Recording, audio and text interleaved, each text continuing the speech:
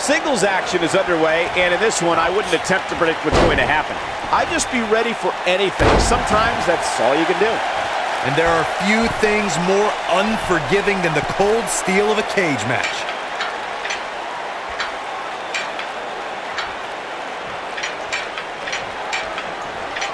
Oof!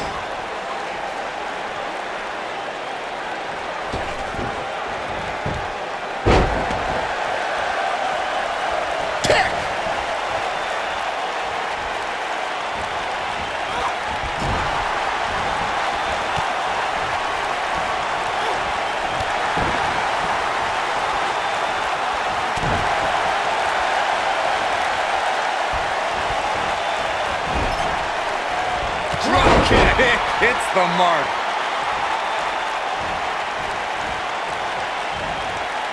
She's out of it, guys. Yeah, she's leaving herself wide open here. Ooh.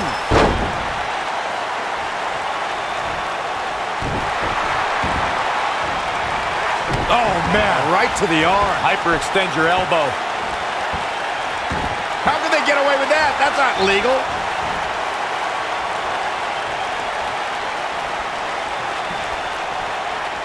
Uh-oh. Neckbreaker!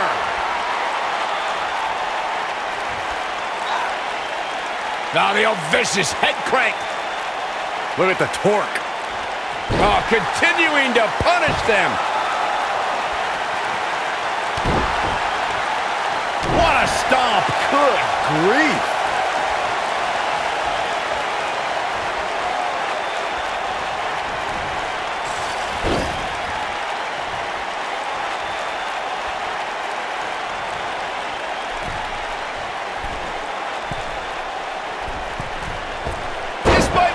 Oh, my.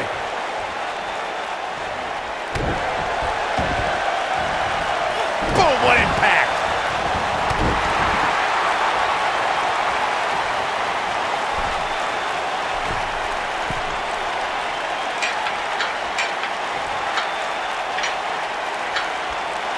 You gotta believe this one's over.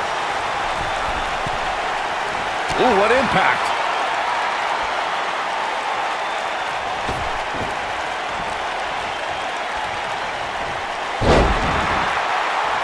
Before 2017's Extreme Rules, there were just 3 previous tag team matches where championship gold was decided inside a steel cage in the history of WWE special events. The Hardy Boys were in 2 of those matches. At Extreme Rules, in order to win the match, both members of a team had to exit the cage and have both feet on the floor. The Hardys used their famous continuity to gain the early advantage until Cesaro and Sheamus utilized their devastating power to slow the pace of the match down. Both teams battled atop the steel cage, but in the end, Sheamus and Cesaro won the race to the arena floor to become new Raw Tag Team Champions. Boom!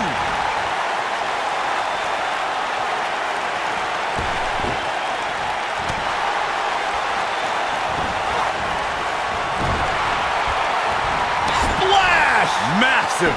And she's knocked off her feet. I think that one caught her by surprise, Michael. The steel cage is a massive enclosure that stands 15 feet in height.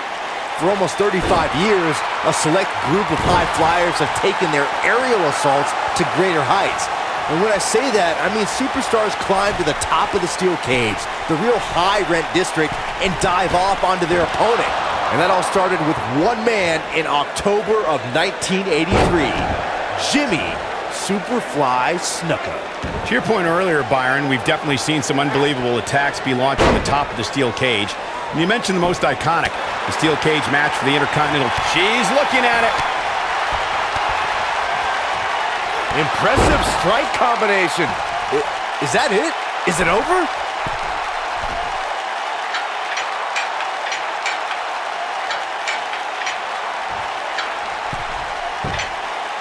Well, the idea here is to debilitate your opponent and give yourself time to climb over the cage wall and out to the floor. Boom, what impact! You can see the confidence just beaming from her right now. Boom! Oof!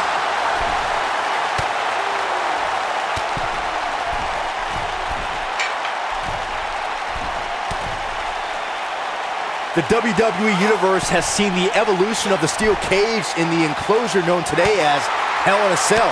The first time an enclosed cage was seen was in October of 1983 in the last Battle of Atlanta. The enclosed cage was seen a few years later in the War Games match from the NWA. There were even cages stacked on top of each other like WCW's Tower of Doom. All right, when we talk about the progression of steel cage matches and the type of structures that have been spawned from them, I need to point out that some cages have been electrified. One was made from bamboo in the form of a Punjabi prison match. And of course, the Elimination Chamber with glass pods. The steel cage match is over, and she'll never be the same.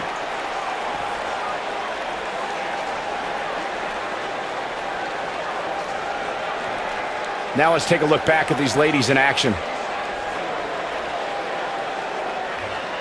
Every single minute of this one was memorable.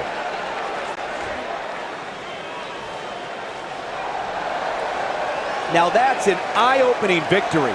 And talk about displaying a never-say-die attitude. It was as if winning was the only option here tonight. It'll be interesting to see the fallout following this big singles win here tonight.